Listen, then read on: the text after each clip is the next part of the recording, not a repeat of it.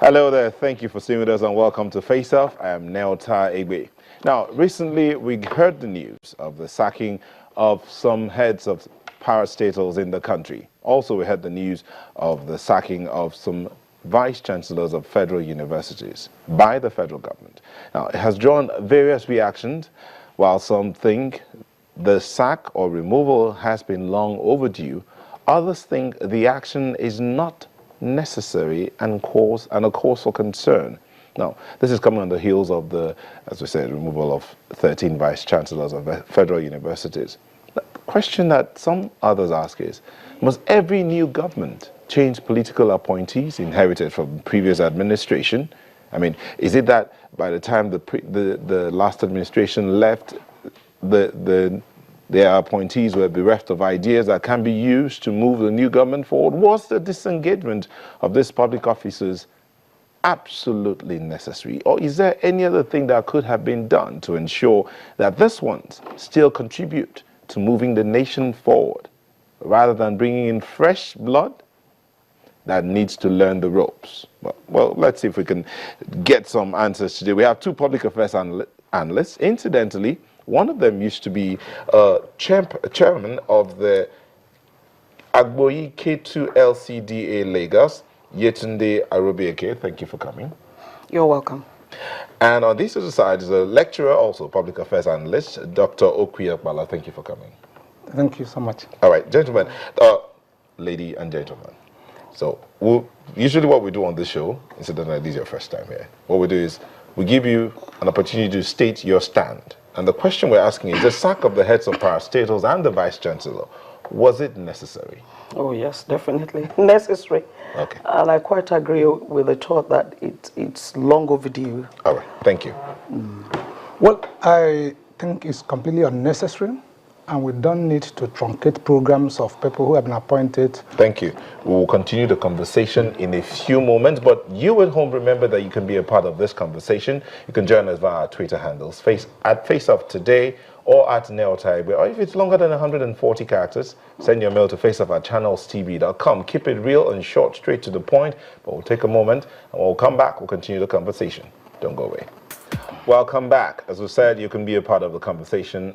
Tweet at us at FaceOff Today or at Neotaibe. Or if it's longer than 140 characters, faceoff@channelstv.com. We're asking the question, a sack of the heads of parastatals and the vice-chancellors, was it absolutely necessary? My guess, two of them, as usual, one says it's absolutely necessary, the other says it wasn't necessary. So that's a conversation we're having tonight.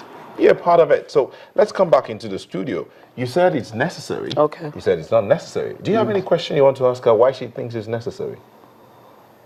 What I want to ask is, management of parastatals entirely a political matter? Because I view these appointments, I don't agree that they are political appointments. They are more or less technocrats with a tenured appointment, and they don't need to be cut short before they complete their program and their tenure. That's where you get it wrong. Because parastatals, commissions, directorates, the total service, all are under the purview of the, President of the Federal Republic of Nigeria. He is the president over all. And so he has a right to choose his own hands. He is the chief executive of the federation. And so he has a right to determine who works with him. Now, it is even a constitutional provision. As the chief executive officer of the federation, he determines who work with him. Then outside that, there are issues that need to be attended to. Number one, we are talking about parastatals that their functions, as for a long time run, against the interests of the people.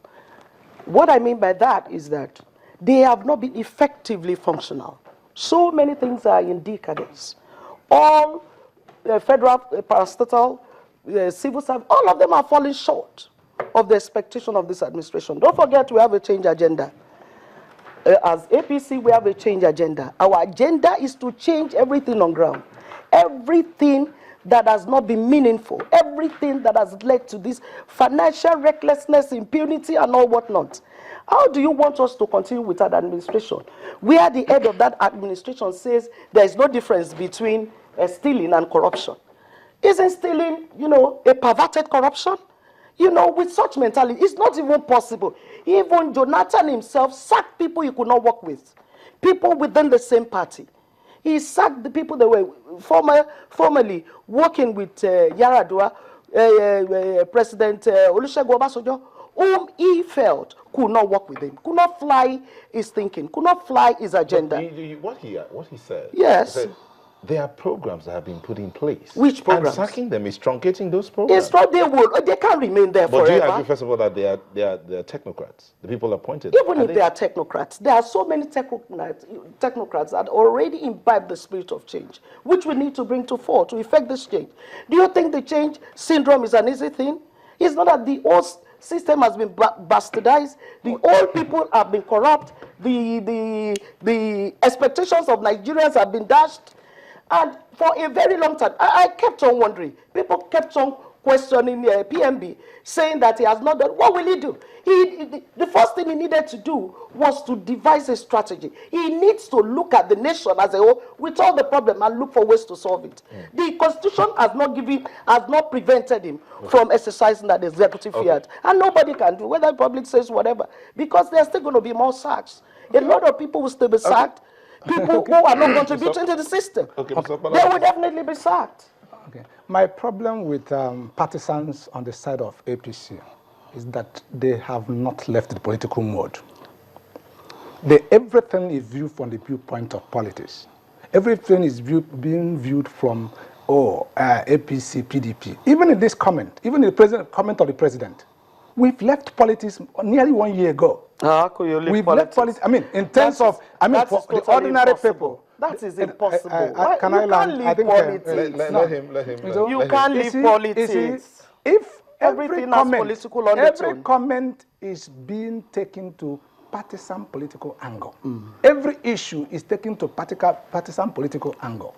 Nigeria, I am not a partisan politician. I may have my views in every political issue. Some may appear to be a bit on the side of the current government. Some may appear to be a bit on the part of the previous government. But what I'm saying is that we, ordinary Nigerians, are not interested whether APC appointed director generals. No. I don't agree with that. Madam, because all the Nigerians voted for change. It will be important if you allow a all the Nigerians voted for change. Let him finish and I'll come because back to even the change we voted, I think ordinary Nigerians are regretting because the change we don't understand. No, I don't understand. The change that is happening in many spheres is not what most of us what you are talking about. Please, let's go back. Let's stay focused on this matter, the subject matter. The sacking of the heads of parastatals and the vice chancellor. The vice chancellors, it is not the business of the president to sack any vice chancellor. But he is a visitor. Who says that? These universities have some reasonable autonomy. They have their councils, and they have laws establishing them. And the processes of appointment of vice chancellors and processes of removal of vice chancellors are in those laws. And most of this is... Are you aware of a lot of acrimonies in all those higher institutions demanding the sack even of the vice chancellors? Due to non-performance, due to... Nigerians, there are 170 million Nigerians. What I'm telling you, 100,000 making a demand can make a huge noise.